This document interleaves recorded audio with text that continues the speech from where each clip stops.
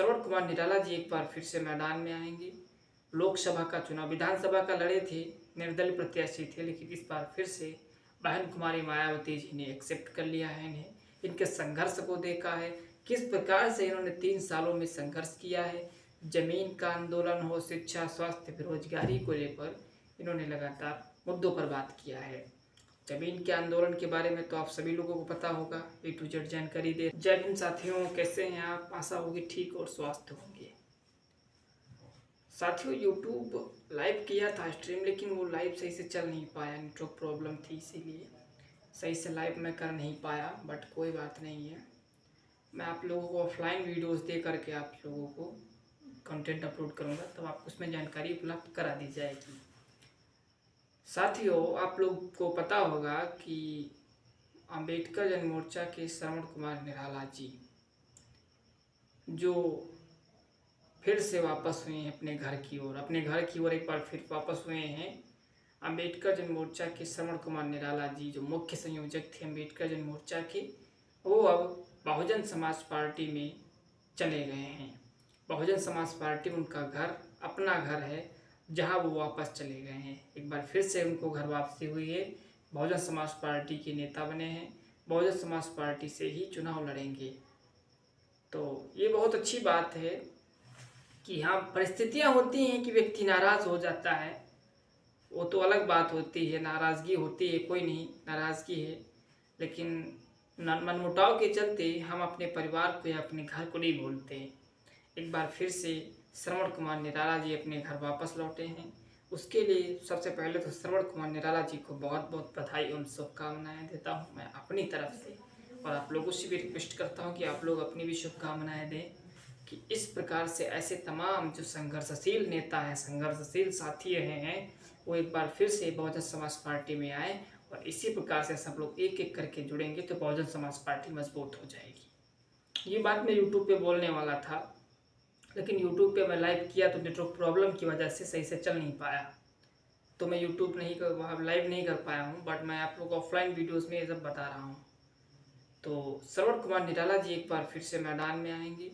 लोकसभा का चुनाव, विधानसभा का लड़े थे, निर्दलीय प्रत्याशी थे, लेकिन इस बार फिर से बहन कुमारी मायावती जी ने एक्सेप्ट कर लिया है इन्हें। इनके संघर्ष को देखा है, किस प्रकार से इन्होंने 3 सालों में संघर्ष किया है।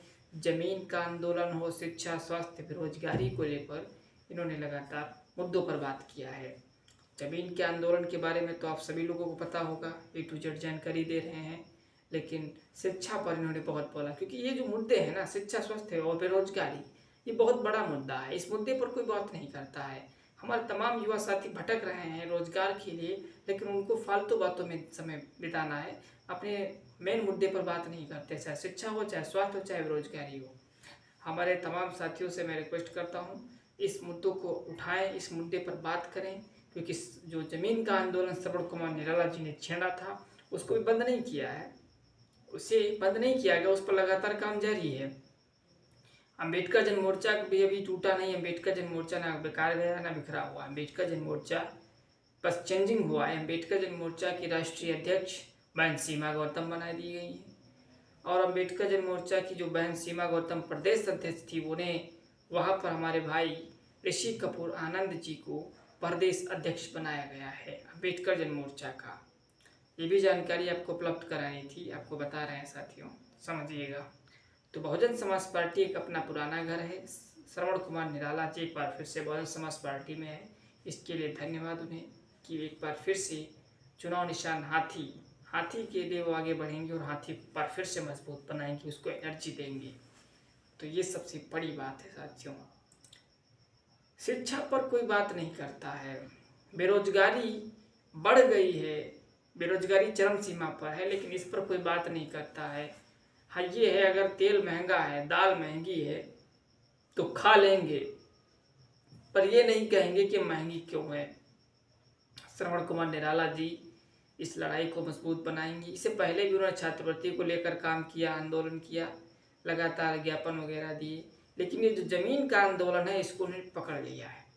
उन्होंने सर्वे किया, बाकायदा रिपोर्ट भी आई है, तो उसमें उन्होंने बताया है कि ज़मीन का आंदोलन जरूरी है, ज़मीन दिलाना जरूरी है। हमारे तमाम दलित, पिछड़ा, अल्पसंख्यक समाज ले, मुस्लिम समुदाय ले लीजिए, कोई भी समाज ले लीजिए, उसके पास ज़मीन नहीं है, वो अधिकारों से वंचित है, ज़मीन तो है ही नहीं उसके पास कतई। क्योंकि भाई जैसे अभी अब प्रधानमंत्री आवास देता है, तो आवास तो दे दिया, लेकिन आवास के साथ साथ आवास बनाएगा कहाँ, उसके लिए ज़मीन नहीं है, तो ये आवास के कोई मतलब नहीं बनता है। तो इसीलिए श्रवण कुमार निराला जी ने ज़मीन के लिए कोशिश किया, आंदोलन को आगे बढ़ाया, और अब सरकार घबराई है कि क्या होगा आगे, कि श्रवण कुमार निराला जी पर चुनाव लड़ने जा रहे हैं। चलो अपने घर से चुनाव लड़ेंगी, बहुजन समाज पार्टी से चुनाव लड़ेंगी, तो सरकार का क्या होगा। इसी प्रकार से जो बिखरे नेता हैं, बहुजन समाज पार्टी से बिखर गए हैं, उन नेताओं को एक बार फिर से आना चाहिए, अपना जो गुस्सा है उसको दूर करना चाहिए, छोड़ना चाहिए, वापस पार्टी में आना चाहिए, ताकि एक पार्टी फिर से मजबूत हो। चलिए, मन मुटाव चलता रहता है, इतनी नाराज़गी ठीक नहीं है, क्योंकि आप लोग बिखर रहे हैं, बिखर जाएंगे, टूट जाएंगे तो बर्बाद जाएंगे। क्योंकि बीजेपी लगातार सत्ता में, वो क्यों भाई, संविधान पे निशाना है उसका, और लगातार कहती है कि हम 300 पार करेंगे, 400 पार करेंगे, अब की बार 400 पार, अब की बार 300 पार। आखिर वो किस आधार पर कह रही है कि 300 पार या 400 पार करेंगे हम। तो ये भी आपको समझना पड़ेगा। इन सारे मुद्दों पर, इन सारी बातचीतों पर आप लोग बातचीत करें, समझें, आखिर संविधान ही निशाना क्यों है। ये बीजेपी का संविधान भी, वो ओबराय दोबराय जो भी हो, उसने भी कहा था कि संविधान खत्म करेंगे, संविधान बदलेंगे। क्यों संविधान से दिक्कत है भाई। अभी ये बोल रहा है हेगड़े, ये बोल रहा है हेगड़े वेगड़े जो भी हो, ये भी बोल रहा है कि संविधान खत्म करेंगे, बदलेंगे, है। तो इन लोगों को संविधान से ही दिक्कत है, बाबा साहब अम्बेडकर के बनाए संविधान से दिक्कत। इसीलिए कहता हूँ, मैं तमाम साथियों से कहना चाहता हूँ कि बाबा साहब अम्बेडकर के बारे में पढ़िए, समझिए, तभी बात करिए। क्योंकि जब तक आप उनके संघर्ष को नहीं पढ़ेंगे, तब तक आवाज़ नहीं उठा सकते हैं आप। कमेंट करने वाले लोग तो बहुत होते हैं जो उल्टी सीधी कमेंट करते रहते हैं, लेकिन मैं आज ऑफलाइन वीडियो इसलिए बना रहा हूँ ताकि आप लोग जानकारी उपलब्ध करा सकूँ। ऑनलाइन वो लाइव किया था, उसमें सही से चल नहीं पा रहा था, उस लाइव वीडियो देख लीजिएगा, वो पड़ा हुआ, उसमें सही से नहीं आ रहा था। तो इसके बारे में समझिए, बाबा साहब अम्बेडकर में पढ़िए, मनोहर काशीराम साहब के बारे में पढ़िए, तभी कुछ हो पाएगा तुम लोगों का। वैसे कुछ नहीं हो सकता, मैं फिर कहना चाहता हूँ। क्योंकि अपने घर को आगे लाइए, अपना घर जो मजबूत बनाइए। बहुजन समाज पार्टी कितना वीक हो गई है बताइए।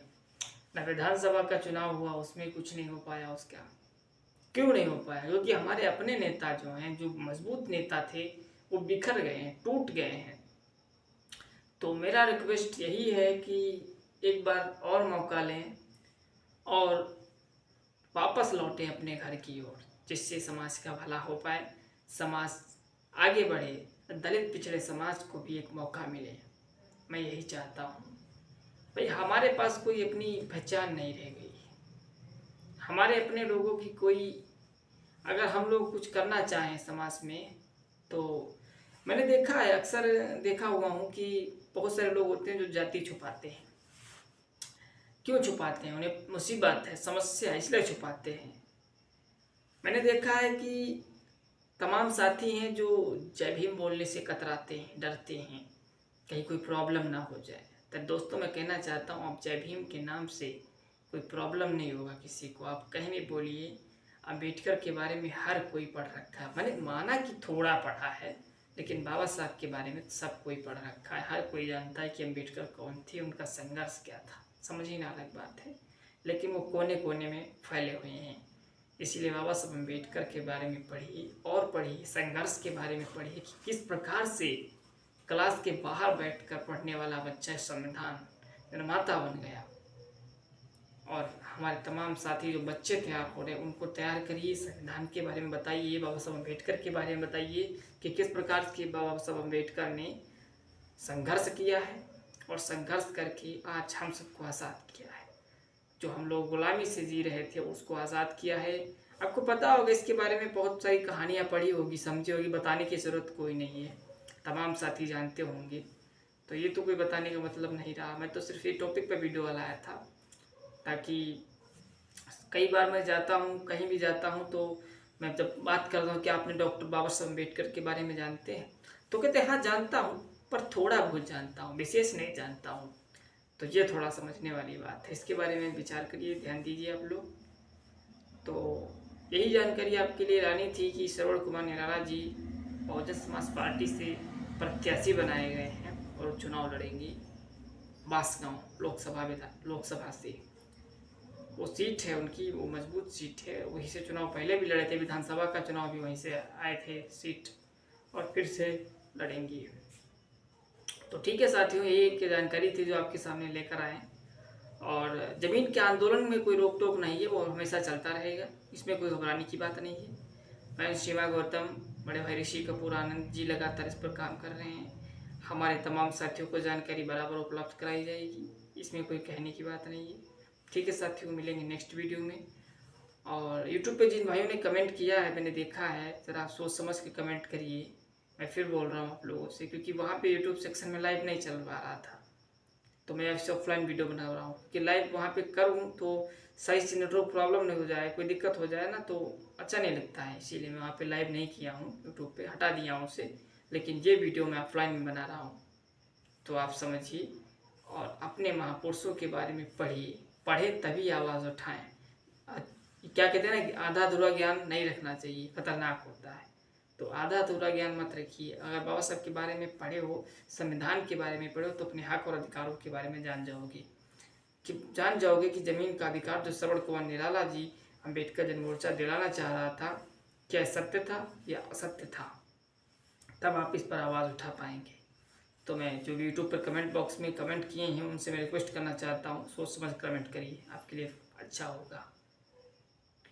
ठीक है साथियों, आप सब लोग अपना ख्याल रखिए, ध्यान रखिए, और फिर मिलेंगे हम नेक्स्ट वीडियो में। अभी के लिए चलते हैं। जय भीम, नमो बुद्धाय।